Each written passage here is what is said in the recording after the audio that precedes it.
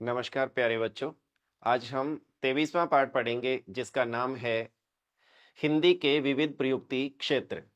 तो हिंदी के विविध प्रयुक्ति क्षेत्र है वो, यानी हिंदी का प्रयोग है वो कौन कौन से क्षेत्रों में है वो किया जाता है, तो इसके बारे में है वो आज हम पढ़ेंगे। प्यारे बच्चों, ध्यान से समझना है इसको। तो सबसे पहले देखिएगा, प्रयोजन मूलक भाषा और प्रयुक्ति। हिंदी के विविध प्रयुक्ति क्षेत्रों को जानने से पूर्व हमारे लिए हिंदी के प्रयोजन मूलक स्वरूप को समझना आवश्यक है। प्रयोजन मूलक शब्द फंक्शनल शब्द के हिंदी पर्याय के रूप में इस्तेमाल होता है। इसी को आधार बनाकर अंग्रेजी में प्रयोजन मूलक भाषा के लिए फंक्शनल लैंग्वेज और लैंग्वेज ऑफ स्पेसिफिक पर्पज शब्द प्रयुक्त होता है, जिसका तात्पर्य है किसी विशेष प्रयोजन की सिद्धि के लिए प्रयोग की जाने वाली भाषा। कि किसी विशेष प्रयोजन की सिद्धि के लिए यानी किसी विशेष उद्देश्य के लिए है वो भाषा का प्रयोग, यानी हिंदी का प्रयोग है वो हम कर रहे हैं। तो भाषा का प्रयोग की जाने वाली जो है, इसी के बारे में है वो आज हम बात करेंगे। तो देखो आगे, इसे इस रूप में भी कहा जा सकता है कि रोजमर्रा के जीवन की विविध विशिष्ट आवश्यकताओं को पूरा करने के लिए जो भाषा प्रयोग में लाई जाती है वह प्रयोजन मूलक भाषा होती है। वह कौन सी भाषा होती है? वह प्रयोजन मूलक भाषा होती है, क्योंकि उसका किसी न किसी प्रयोजन के लिए है वो प्रयोग किया जाता है। इस प्रकार की भाषा का क्षेत्र सीमित होता है, जिसका मुख्य लक्ष्य जीविकोपार्जन का साधन है। यह प्रशासन, विधि, बैंक, पत्रकारिता और वाणिज्य के विभिन्न क्षेत्रों में प्रयुक्त होती है। ये समस्त क्षेत्र औपचारिक भाषा प्रयोग के क्षेत्र हैं, जिनके लिए किसी भी भाषा का विकास करना और उस भाषा रूप के द्वारा कार्य को आगे बढ़ाना प्रयोजन मूलक भाषा का प्रमुख उद्देश्य है। वस्तुतः अलग अलग कार्य क्षेत्रों से संबंधित लोगों जैसे डॉक्टर, वकील, पत्रकार, वैज्ञानिक और व्यापारी आदि के द्वारा अपने कार्य क्षेत्रों में प्रयुक्त भाषा ही प्रयोजन मूलक भाषा का रूप धारण करती है। यानी अलग अलग क्षेत्रों से संबंधित जो लोग हैं वो अपने क्षेत्र में जिस भाषा का प्रयोग करते हैं उसी को हम है वो प्रयोजन मूलक भाषा के रूप में धारण करते हैं आगे चल के। इस प्रकार विषयगत, भूमिकागत और संदर्भगत प्रयोगों के कारण भाषा प्रयोग में जो अनेक विविधता पैदा होती है उसे भाषा विज्ञान के क्षेत्र में भाषा प्रयुक्ति कहा जाता है। आइए प्रयुक्ति की संकल्पना और स्वरूप को विस्तार में समझने का प्रयास करते हैं। प्रयुक्ति की संकल्पना और स्वरूप। प्रयुक्ति की संकल्पना और स्वरूप। आपने देखा होगा कि विभिन्न सामाजिक परिस्थितियों और भिन्न भिन्न भूमिकाओं में किसी व्यक्ति के भाषिक व्यवहार में किस प्रकार के परिवर्तन होते हैं, इसे समझने समझाने का प्रयास ही प्रयुक्ति की संकल्पना का मूल है। शब्दावली और भाषागत संरचना प्रयुक्ति का मुख्य आधार है। आइए इन विभिन्न प्रयुक्तियों का विश्लेषण हम दो बिंदुओं के आधार पर करें। पहला बिंदु भाषा, उसकी व्याकरणिक व्यवस्था और उसकी संरचना के नियमों से संबंधित है, जबकि दूसरा बिंदु भाषा के व्यवहारिक पक्ष से संबंधित है, जो बताती है कि भाषा किन प्रयोजनों को साधती है और उसके प्रयोक्ता उससे क्या कार्य लेते हैं। आप जानते ही हैं कि प्रयुक्ति शब्द प्रयुक्त में ई प्रत्यय लगाकर बना है। यानी प्रयुक्ति जो शब्द है, ध्यान से देखिए,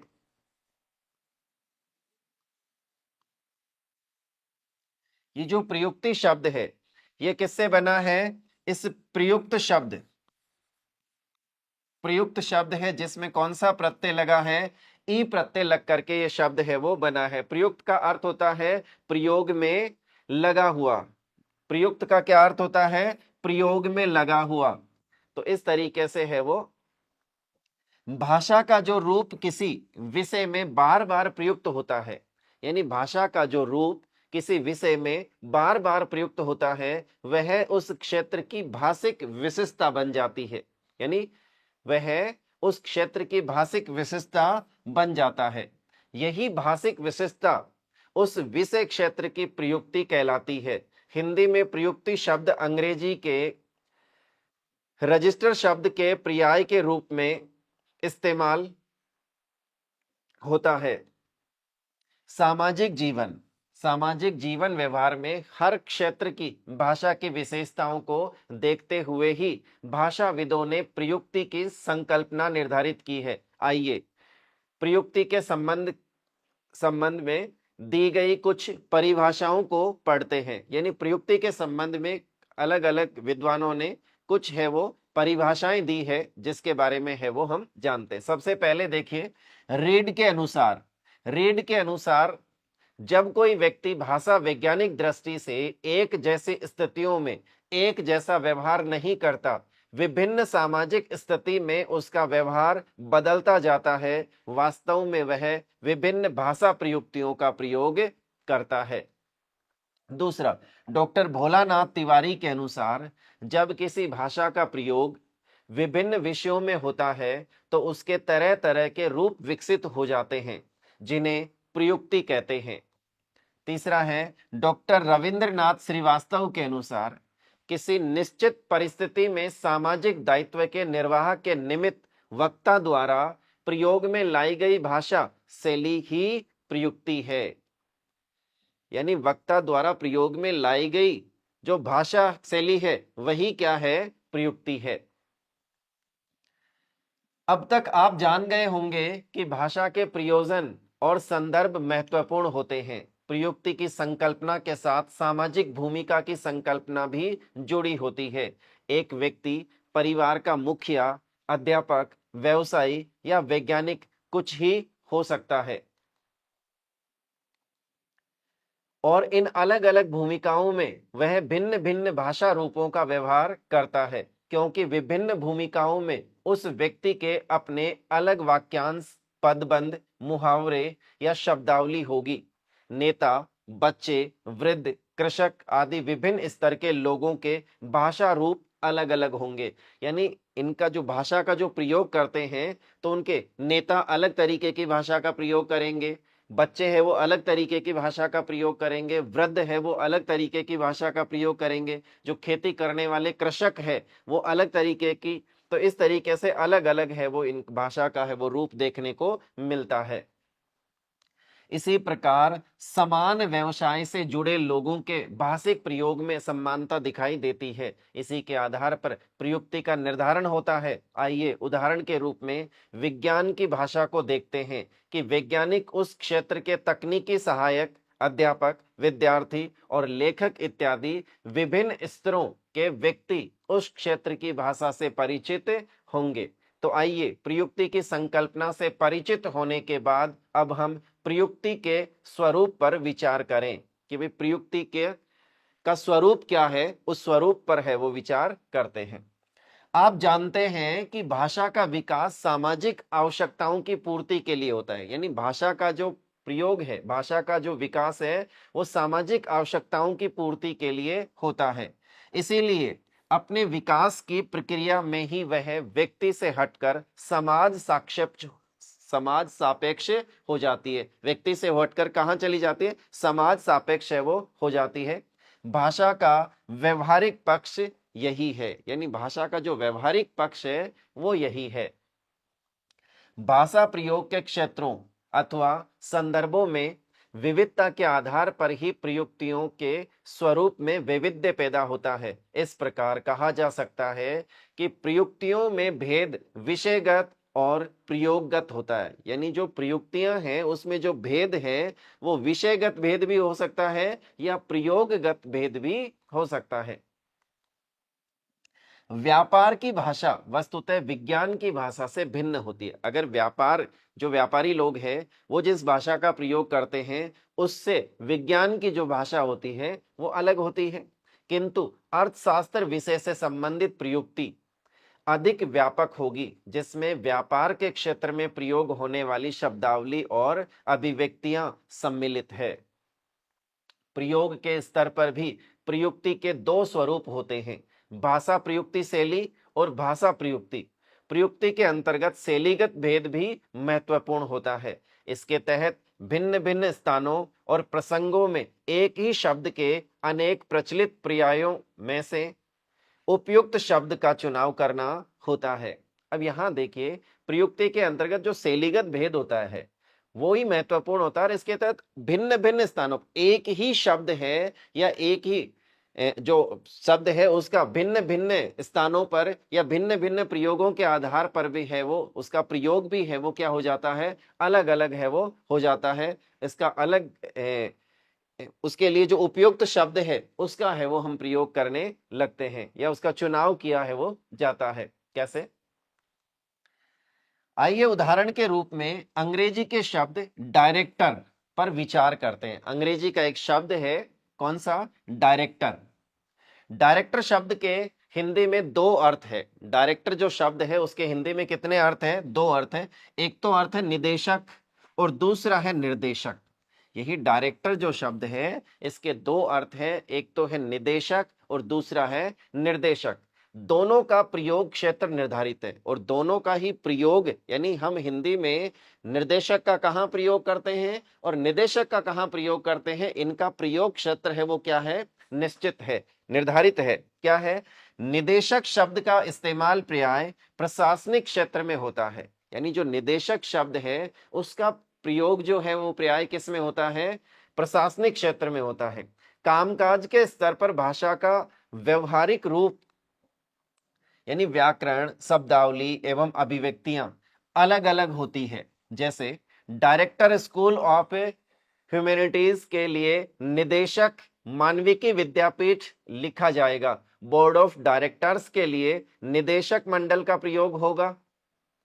और डायरेक्टर जनरल ऑफ पुलिस के लिए पुलिस महानिदेशक पद का व्यवहार किया जाएगा। जबकि निर्देशक शब्द फिल्म या नाटक के क्षेत्र में प्रयुक्त होता है। जैसे फिल्म डायरेक्टर के लिए फिल्म निर्देशक लिखा जाता है। यानी जो फिल्म डायरेक्टर है, फिल्म डायरेक्टर, उसके लिए क्या लिखा जाता है?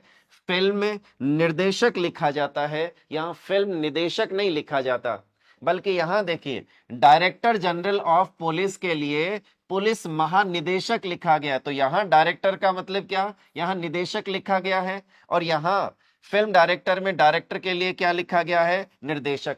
तो अलग अलग प्रयोग क्षेत्र के आधार पे उसकी है वो निश्चितता, निर्धारितता है वो निश्चित की जाती है।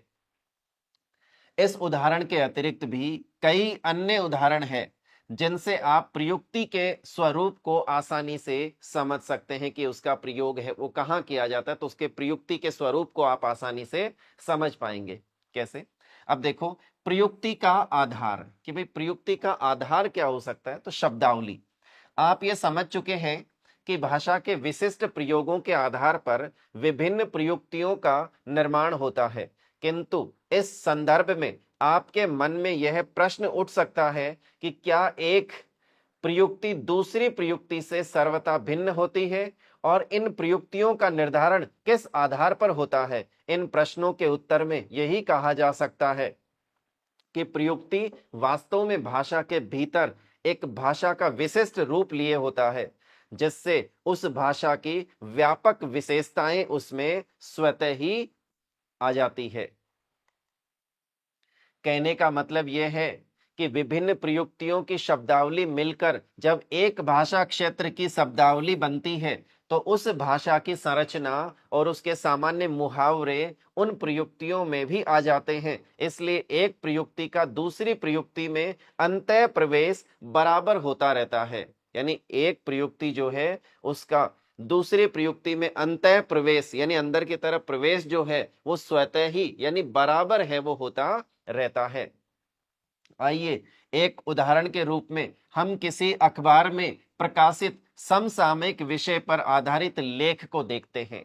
ऐसे आलेखों में प्राय विज्ञान, राजनीति शास्त्र, अर्थशास्त्र, खेलकूद आदि विषयों से संबंधित शब्दावली का प्रयोग दिखाई देता है। इसी प्रकार साहित्यिक लेखों में भी विज्ञान, दर्शन आदि की शब्दावली का समावेश आमतौर पर देखने को मिलता है। इसके बावजूद शब्दावली प्रयुक्ति का महत्वपूर्ण आधार होती है। शब्दावली प्रयुक्ति के निर्धारण में अहम भूमिका निभाती है। आइए जाने कि इसका निर्वहन किन रूपों में होता है, यानी इनका जो निर्वहन है वो किन रूपों में होता है। सबसे पहला देखिए, क्षेत्र विशेष की विशिष्ट शब्दावली के रूप में, जैसे अणु, परमाणु, नाइट्रोजन, ऑक्सीजन इत्यादि विज्ञान विषय में प्रयुक्त होने वाले शब्द है। यानी विज्ञान विषय के अंदर प्रयुक्त होने वाले जो शब्द है वो सामान्य तौर पे अणु, परमाणु, नाइट्रोजन, ऑक्सीजन इस तरीके के होते हैं। विभिन्न क्षेत्रों में एक ही शब्द के अर्थ भिन्न भिन्न हो सकते हैं, यानी अलग अलग क्षेत्रों में एक ही शब्द के अर्थ जो है वो भी अलग अलग हो सकते हैं, जिसका एक उदाहरण हम पहले देख चुके हैं। यहां हम एक और उदाहरण दे रहे हैं, पद। यहां पे शब्द क्या है, देखो पद शब्द है। अब इस पद के लिए क्या क्या अर्थ हो सकता है, तो पद शब्द का प्रयोग कविता के अंतर्गत छंद विशेष के लिए, यानी अगर कविता में इसका प्रयोग करते हैं तो इसका अर्थ क्या निकलेगा, छंद निकलेगा। इसका अर्थ क्या निकलेगा, छंद विशेष के लिए है वो, इसका अर्थ है वो लिया जाएगा। आम बोलचाल में पद शब्द का अर्थ पेड़ है, यानी आम बोलचाल में पद शब्द का क्या अर्थ है, पेड़ है। और प्रशासनिक क्षेत्र में पद का अर्थ क्या है, ओहदा है, यानी प्रशासनिक क्षेत्र में पद का क्या अर्थ है, ओहदा है। प्रयुक्ति की पहचान के लिए शब्दावली के अतिरिक्त कुछ अन्य आधार भी होते हैं जिनकी चर्चा यहां की जा रही है। भाषा प्रयोग, भाषा प्रयोग का विषय क्षेत्र, यानी भाषा के प्रयोग का विषय क्षेत्र जो है वो क्या क्या है, तो उसकी हम बात करते हैं। देखो, आप जानते हैं कि किसी विषय की विशेषता या संदर्भ ही भाषा का स्वरूप निर्धारित करते हैं। भाषा का प्रयोग जिस विषय क्षेत्र के लिए किया जाता है उस क्षेत्र विशेष की शब्दावली और वाक्य संरचना उस संदर्भ के अनुकूल होती है और उस विषय क्षेत्र में काफी सार्थक और निश्चित होती है। उदाहरण के रूप में विधि क्षेत्र की भाषा को लिया जा सकता है। उदाहरण के लिए विधि यानी कानून के अंदर जिस भाषा का प्रयोग किया जाता है उसको लिया जा सकता है। विधि के क्षेत्र में एक निश्चित परिपाटी पर वाक्यों का प्रयोग किया जाता है। विधि यानी कानून के अंदर एक निश्चित परिपाटी के अंदर ही शब्दों का प्रयोग है वो, वाक्यों का प्रयोग है वो किया जाता है, जिससे एक औपचारिक किस्म की भाषा का सृजन होता है। जिससे एक औपचारिक किस्म की भाषा का क्या होता है, सृजन होता है, विकास होता है, और जिसके अर्थ में एक निश्चितता होती है।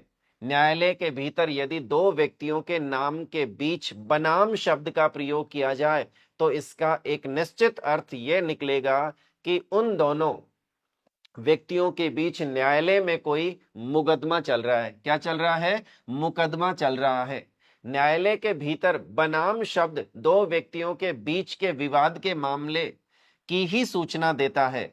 अन्य क्षेत्रों में बनाम शब्द के साथ साथ उसके अन्य अर्थों का भी इस्तेमाल किया जा सकता है, किंतु न्यायालय में नहीं किया जा सकता। भाषा संप्रेषण का तरीका, यानी भाषा संप्रेषण का जो तरीका है वो क्या है, देखिए, भाषा संप्रेषित करने का ढंग प्रयुक्ति का स्वरूप निर्धारित करने का अहम हिस्सा है। लिखित और मौखिक संप्रेषण, यानी एक तो लिखित संप्रेषण, एक मौखिक संप्रेषण। तो लिखित और मौखिक संप्रेषण के अनुसार हमारी शब्दावली, वाक्य विन्यास और लहजा आदि में बड़ा परिवर्तन आता है। यानी एक तो लिखित संप्रेषण होता है, एक मौखिक संप्रेषण होता है, दोनों में भी काफी है वो यानी अंतर है वो, परिवर्तन है वो देखने को मिलता है। यानी उसका जो शब्दावली है, उसका जो वाक्य विन्यास है और उसका जो लहजा है वो सब है वो परिवर्तित हो सकता है। मौखिक संप्रेषण की अपेक्षा लिखित संप्रेषण में औपचारिकता और सतर्कता दोनों ही अधिक होती है। यानी जो लिखित संप्रेषण है उसमें औपचारिकता भी अधिक होगी और उसमें सचेतता यानी सतर्कता भी अधिक है वो बरती जाएगी। वक्ता अथवा लेखक या श्रोता अथवा पाठक की स्थिति, यानी एक बोलने वाला, यानी जो वक्ता और श्रोता जो है उनकी क्या स्थिति होती है, या जो लेखक है लिखने वाला और एक पढ़ने वाला उनकी क्या स्थिति है, तो इसकी बात करें।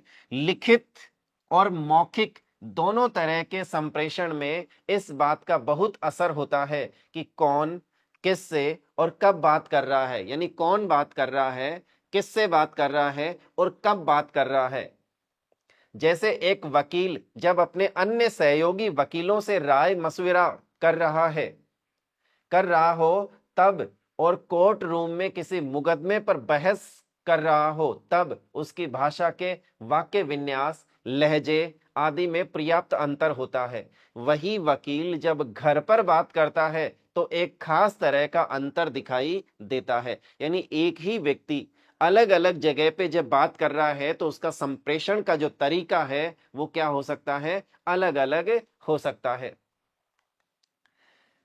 औपचारिक और अनौपचारिक भाषा प्रयोग की स्थिति, यानी औपचारिक और अनौपचारिक भाषा प्रयोग की जो स्थिति है उसकी भी है वो हम बात करते हैं। देखो, ऊपर आपने जिस वकील का उदाहरण देखा, वह जब घर में बात कर रहा हो तब उसका भाषा व्यवहार कोर्ट रूम के भाषा व्यवहार से भिन्न होगा।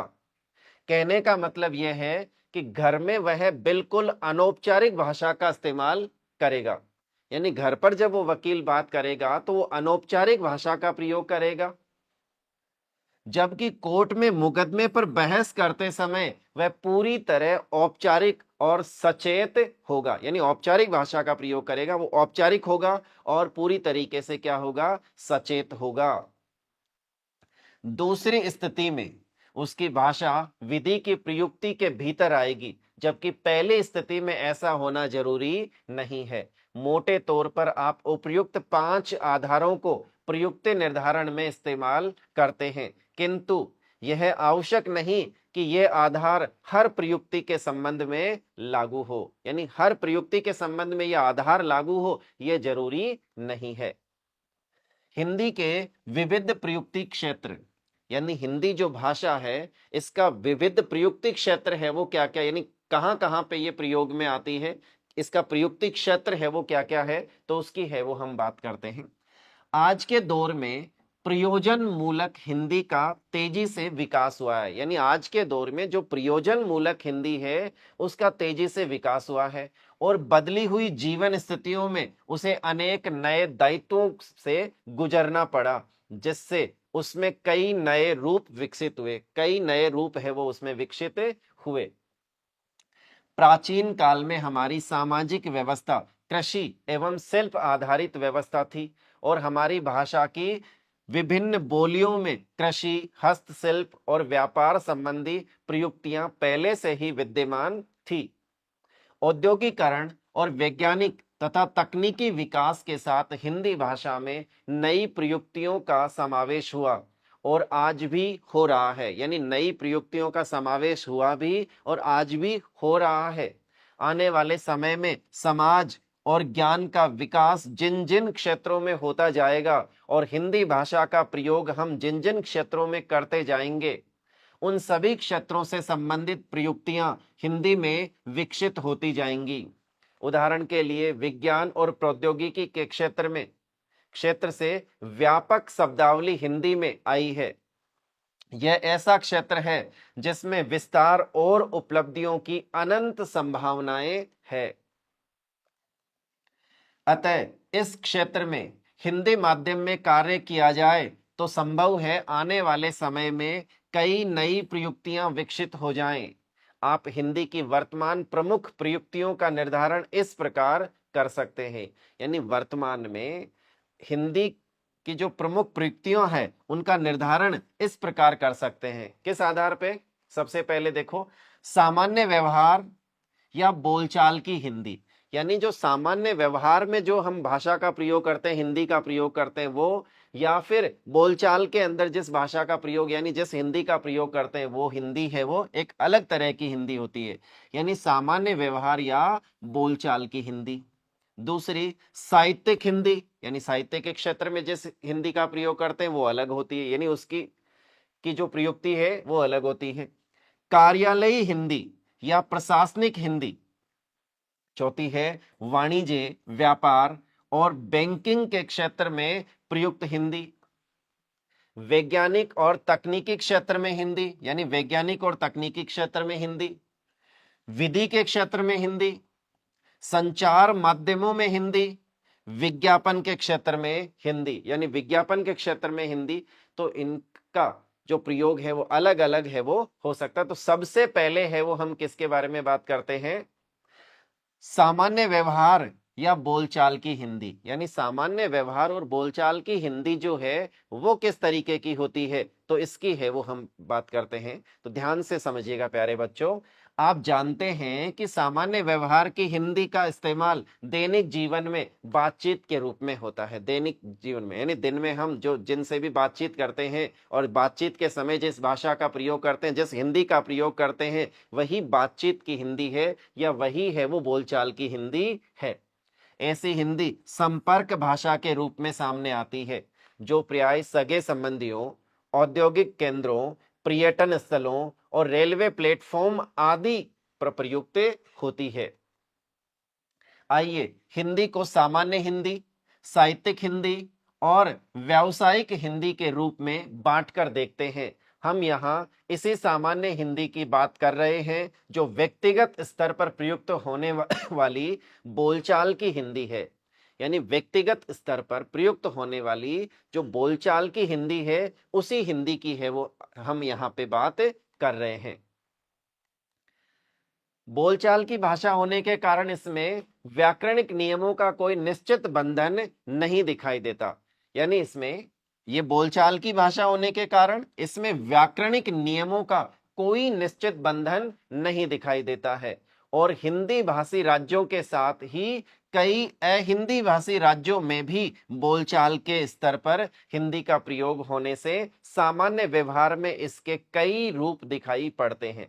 यानी एक तो हिंदी क्षेत्र में बोली जाने या हिंदी क्षेत्र के जो राज्य हैं उनमें जो बोली जाने वाली हिंदी है, और एक अहिंदी क्षेत्र में जो हिंदी बोली जाती है उसका जो रूप है, उसका जो स्वरूप है, वो आपको अलग अलग देखने को मिलेगा। कैसे? देखो, जैसे बंबईया हिंदी, यानी महाराष्ट्र के आसपास, बंबई के आसपास जो बंबईया हिंदी है, जो मुंबई के आसपास जो बोली जाने वाली है, वो दिल्ली की हिंदी, यानी दिल्ली के आसपास की जो हिंदी है वो किस तरीके की होती है? कोलकाता की हिंदी, यानी कोलकाता में बांग्ला भाषा का प्रभाव ज्यादा होता है, तो यहाँ पे की हिंदी है वो एक अलग तरीके की होगी। हैदराबादी हिंदी, यानी हैदराबाद की तरफ हिंदी का जो प्रयोग है वो काफी कम होता है, तो हैदराबाद में अगर हिंदी का प्रयोग हो रहा है तो उसका जो स्वरूप है वो एक अलग तरीके का होगा। और एंग्लो हिंदी, एंग्लो हिंदी यानी इसमें हिंदी में ही अंग्रेजी के शब्दों का ही प्रयोग है वो सामान्य तौर पे कर दिया जाता है या आम तौर पे होने लगा है, तो इसको हम क्या कहते हैं? एंग्लो हिंदी कहते हैं। तो सबसे पहले हम बात करते हैं बंबईया हिंदी की, कि बंबईया हिंदी क्या होती है। मुंबई और इसके आसपास के क्षेत्रों में बंबईया हिंदी का प्रयोग होता है। मुंबई और उसके आसपास का जो क्षेत्र है वहां पे है वो इस बंबईया हिंदी का प्रयोग होता है। इस हिंदी में मराठी, गुजराती, राजस्थानी के साथ साथ अवधी और भोजपुरी बोलियों का भी प्रभाव दिखाई देता है। उदय शंकर भट्ट का उपन्यास सागर, उदय शंकर भट्ट हैं जिनका उपन्यास सागर, लहरें और मनुष्य तथा जगदम्बा प्रसाद दीक्षित का मुर्दाघर बंबईया हिंदी के उदाहरण है। यानी जो जगदम्बा प्रसाद दीक्षित है उनका उपन्यास है मुर्दाघर, वो है वो इसी हिंदी का उदाहरण है वो है। देखिए उदाहरण के लिए, काहे को रे दादा खाली पीली गरीब का ऊपर गजब करता है, इस तरीके की आपको जो हिंदी है वो देखने को कहां मिलेगी? देखो, बोरीवली से बोरीबंदर तक सेलेस मटियानी प्रश्न संख्या 65 के ऊपर है वो ये लिखी हुई है, तो इसमें है वो इस तरीके की हिंदी का प्रयोग है वो देखने को मिला। अब देखो दिल्ली की हिंदी, अब दिल्ली के आसपास का जो है उसमें देखो, एक तो दिल्ली की हिंदी, उसी के पास में पंजाब है, इधर हरियाणा है, तो उसका है वो प्रभाव आपको देखने को मिलेगा। तो दिल्ली की हिंदी पंजाबी और हरियाणी के प्रभाव से बनी है, यानी पंजाबी और हरियाणवी जो है उसके प्रभाव से बनी हुई हिंदी है, वही दिल्ली की हिंदी कहलाती है। यही दिल्ली की बोलचाल की भाषा है। कुछ उदाहरण देखिए, मेरे दादी जी गांव चले गए। अब यहाँ पे सामान्य तौर पे मेरे दादी जी नहीं, मेरे दादाजी, या फिर दादी जी है तो मेरी दादी जी।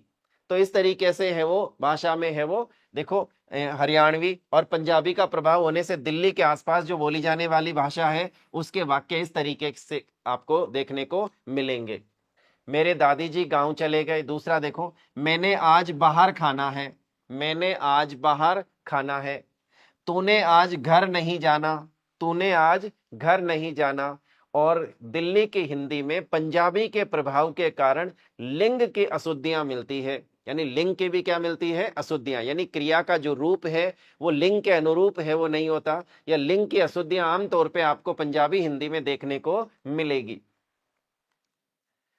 उपर्युक्त वाक्य में मेरी दादी जी की जगह मेरे दादी जी का प्रयोग इसी प्रभाव के कारण किया गया है, यानी मेरी दादी जी आना चाहिए था, लेकिन उसकी जगह क्या आया, मेरे दादी जी। तो ये इसी का प्रभाव है।